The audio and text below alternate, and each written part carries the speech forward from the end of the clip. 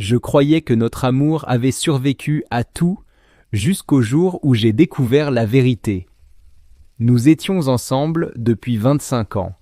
25 années d'amour, de hauts et de bas, de joie et de pertes.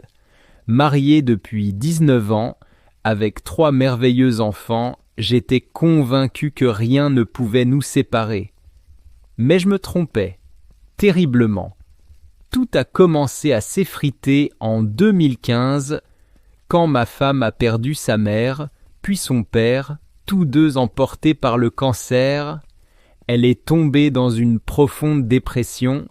Pendant 2 ans, je me suis occupé des enfants pendant qu'elle travaillait, espérant qu'elle retrouve un jour le sourire. Mais entre nous, la chambre est devenue froide. Le silence s'est installé. Et moi, pour combler ce vide, je me suis réfugié dans les jeux vidéo, chaque soir après avoir couché les enfants. Quand elle a commencé à sortir lentement de sa torpeur, j'ai cru revoir la femme que j'aimais. Elle était plus présente, plus joyeuse.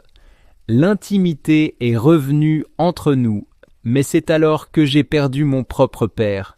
Et comme elle, je me suis effondré. J'ai fermé mon cœur. Elle s'est éloignée. J'ai continué à lui montrer mon amour, des gestes tendres, des petits cadeaux, des attentions, mais plus rien ne semblait l'atteindre. On dormait désormais dans des chambres séparées à cause de la maladie de notre fils qui nécessitait une surveillance nocturne. Puis la pandémie est arrivée, elle s'est mise à travailler de chez nous, elle a commencé à collaborer étroitement avec un collègue, et sans que je m'en rende compte, elle s'éloignait de plus en plus. Encore une fois, notre chambre est devenue silencieuse. Je l'aimais toujours, je me suis même remis en question, j'ai écrit une lettre pour lui dire que je voulais nous sauver, elle m'a dit qu'elle ferait des efforts, mais il ne s'est rien passé.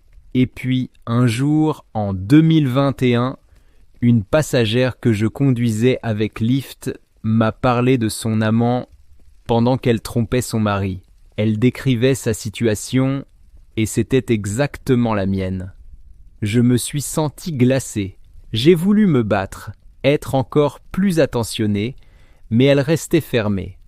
Alors, le 4 mai de cette année, un jour symbolique pour moi, fan de Star Wars, j'ai découvert l'impensable. En consultant ses messages sur Google Chat, j'ai vu toute la vérité. 3 ans de trahison. 3 ans à me mentir, à me dire qu'elle n'avait plus de libido, qu'elle était fatiguée, qu'elle n'était pas bien. Pendant qu'elle me rejetait, elle écrivait à son amant « Je t'aime, tu me manques ». Elle allait dans sa chambre d'hôtel entre 2 réunions. Elle mentait pour prolonger ses journées de travail, et tout cela pour un homme que je n'aurais jamais considéré comme une menace. Un homme qu'elle n'a même jamais vraiment désiré. Elle voulait juste de l'attention. J'ai tout découvert. J'ai gardé le silence pendant des mois car je devais subir une opération et j'avais besoin d'elle. Mais une fois remis, j'ai décidé de partir. Lors d'une dispute, j'ai tout balancé. Elle a nié, puis pleuré, m'a supplié de ne pas la quitter. Mais il était trop tard. 25 ans de ma vie, 25 ans d'amour, de sacrifices, de souvenirs. Elle les a piétinés. Je vais divorcer, je demanderai la garde des enfants, je reconstruirai ma vie loin du mensonge. Parce que malgré tout, je mérite d'être aimé avec sincérité. Je croyais avoir épousé un homme. En réalité, j'ai élevé un enfant capricieux jusqu'au jour où il m'a trahi. Dès notre premier rendez-vous, j'étais sous le charme. Il était beau, drôle, attentif. J'avais l'impression d'avoir décroché la lune. Lorsque nous nous sommes mariés, le plan était clair. Je travaillerais à temps plein et m'occuperais de la maison pendant qu'il cuisinerait le soir et terminerait sa licence. un compromis équilibré. Du moins c'est ce que je croyais.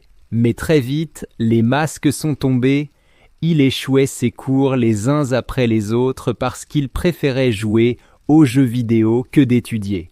Il passait ses journées à se plaindre de sa dépression sans jamais chercher à s'en sortir.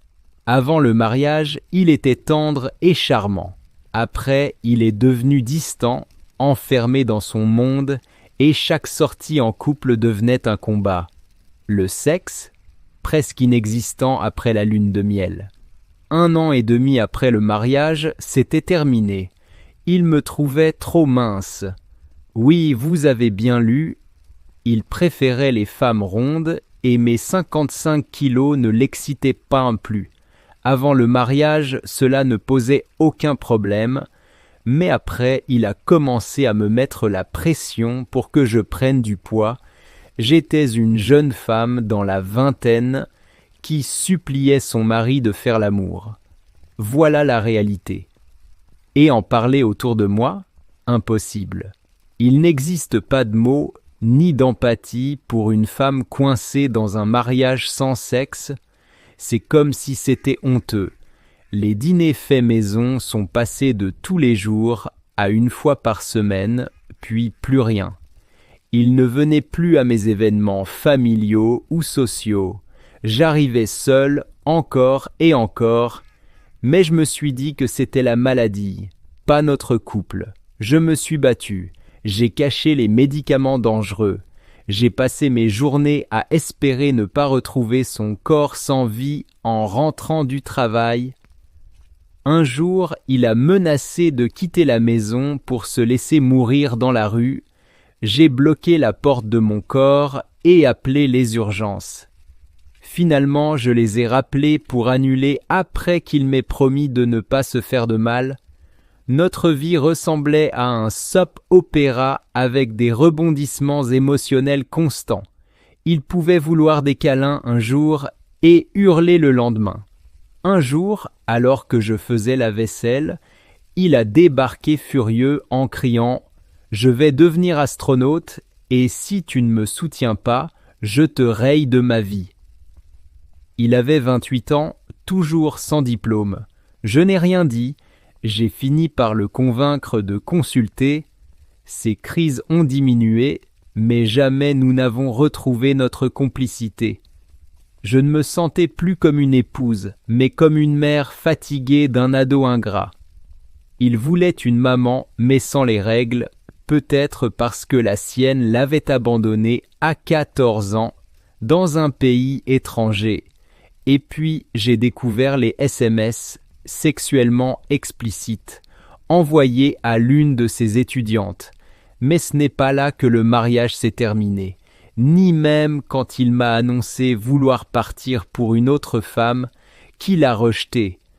Non, mon mariage a pris fin le jour où je l'ai entendu rentrer à la maison et que ma première pensée a été « Merde, il est rentré ». Ce fut le point de non-retour. Étrangement, quand j'ai découvert les messages, j'ai presque été soulagé.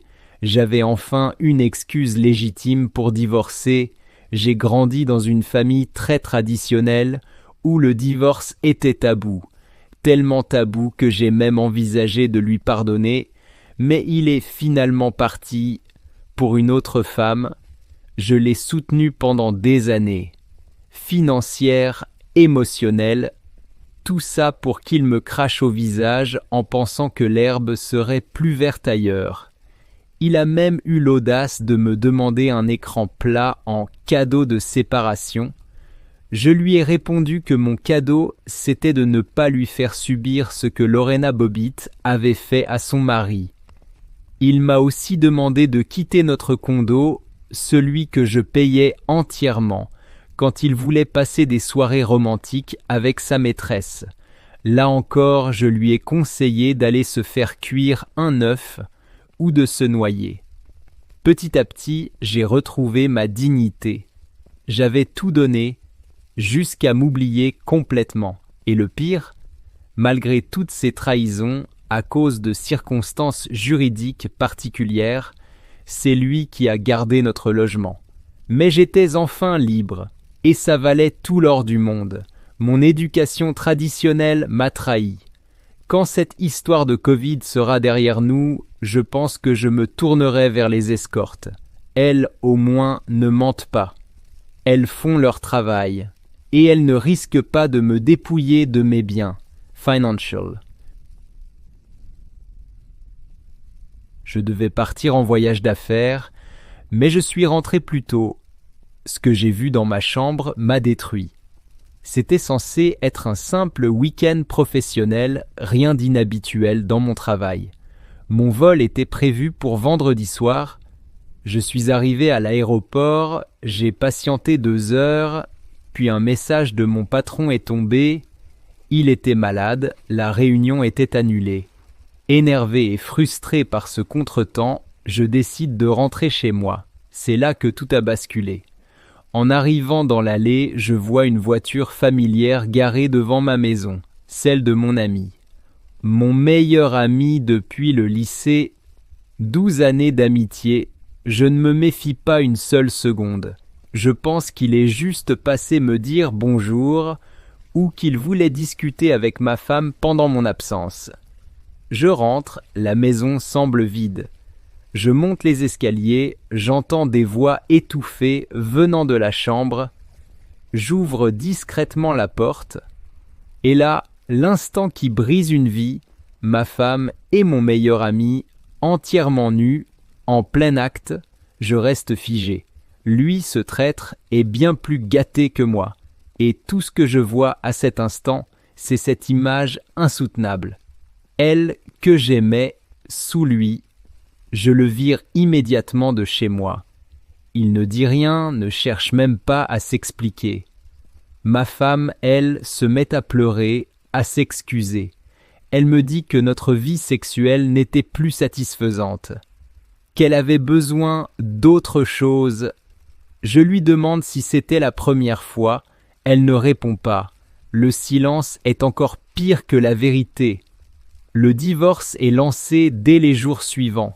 Tout s'effondre. Depuis, 4 mois sont passés et moi, je sombre. Je doute de moi. Je me demande si tout est de ma faute.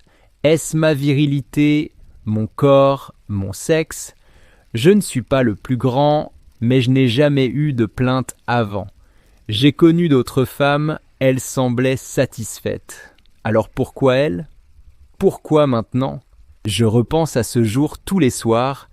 Je n'ai plus de contact avec mon ex-ami. Rien que d'y penser, j'ai envie de hurler. Comment a-t-il pu me faire ça? Je ne sais plus comment me relever. Cette trahison m'a broyé de l'intérieur. J'ai perdu une épouse, un ami et une part de moi.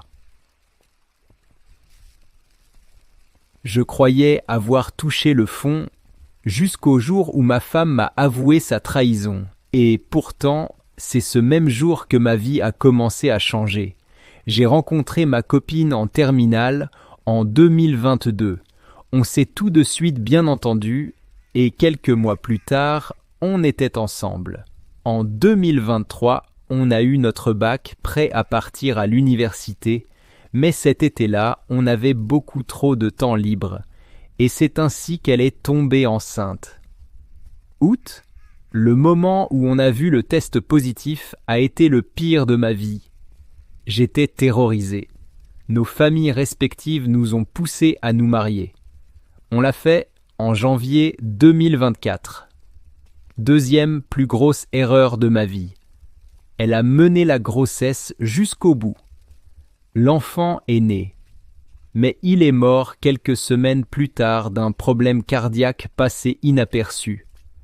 Ce drame nous a détruits, mais je pensais qu'on s'en remettrait à deux. À la rentrée suivante, j'ai changé d'université et on a décidé d'emménager ensemble. Un petit appartement, une chambre. Elle faisait ses études à distance et travaillait à plein temps. Moi, je bossais 25 heures par semaine et j'avais 40 heures de cours. Je rentrais épuisé. Elle se plaignait que je ne faisais pas le ménage. J'étais trop fatigué pour remarquer qu'elle me trompait déjà. Mais aujourd'hui, en y repensant, les signes étaient là. Elle passait de plus en plus de temps sur son téléphone, elle restait seule, m'évitait, elle devenait distante physiquement et surtout, elle avait changé d'avis sur l'infidélité, c'était pas si grave. Elle a entretenu cette double vie pendant 5 mois avant de me le dire. Et c'est là que tout bascule, d'une manière inattendue. Je me fais renverser par une voiture, blessure de grave, accident causé par un véhicule d'entreprise. J'ai failli y rester. Mais c'est cet accident qui a changé ma vie, parce que ce qu'on appelle un préjudice corporel peut aussi être une renaissance. Je découvre en décembre 2024 que je vais recevoir une indemnisation à 6 chiffres. Je suis toujours en rééducation, mais je retrouve petit à petit la forme. Pendant 6 semaines, je dois retourner vivre chez mes parents. Mon ex, resté seul à l'appartement, m'envoie un message. J'aime bien être seul ici. Moi, je continue à faire des projets pour nous, voir des conseillers financiers, préparer l'avenir, gérer les dettes, mais l'ambiance se dégrade. Elle est froide, distante. Je ne comprends pas pourquoi. Puis en mars 2025, elle me l'annonce. Elle me trompe depuis 5 mois. Et elle ne sait pas trop pourquoi. Je lui ai simplement dit « D'accord, c'est terminé ». Et l'offre, elle était choquée, surprise. Pourtant, dès le début de notre relation, je lui avais dit qu'une trahison signerait la fin. Elle a dormi sur le canapé jusqu'à ce qu'elle parte. Et moi, je me suis relevé. J'ai recommencé à travailler malgré la douleur. J'ai entamé une thérapie, je n'ai pas cherché à me remettre en couple, je veux me reconstruire avant tout. J'ai découvert qu'elle avait recommencé à coucher avec d'autres hommes à peine 2 semaines après notre séparation. Ça m'a confirmé que le problème, ce n'était pas moi. Le plus abject, c'est ce que sa mère m'a dit ensuite. Elle était furieuse que sa fille m'ait avoué sa trahison. Pourquoi ? Parce qu'elle comptait sur ma compensation financière. Pensait-elle que je mettrais cet argent sur un compte commun ? Qu'elles allaient toucher un centime de ce que j'ai enduré ? Aujourd'hui, je n'ai plus aucune haine. J'ai pardonné. Parce que la haine détruit. Et que je n'ai pas survécu à un accident pour vivre dans le passé. Mon seul conseil pour ceux qui traversent une trahison, transforme ta douleur en ambition. C'est la meilleure revanche.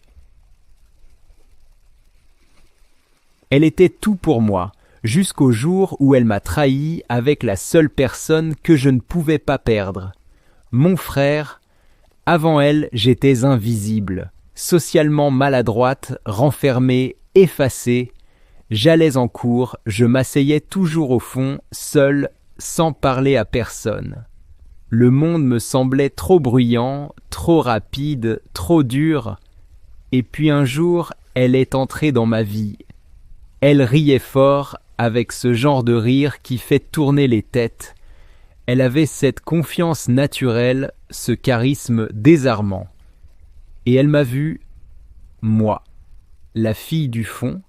Elle a insisté pour que je lui dise mon prénom, et c'est comme ça que tout a commencé.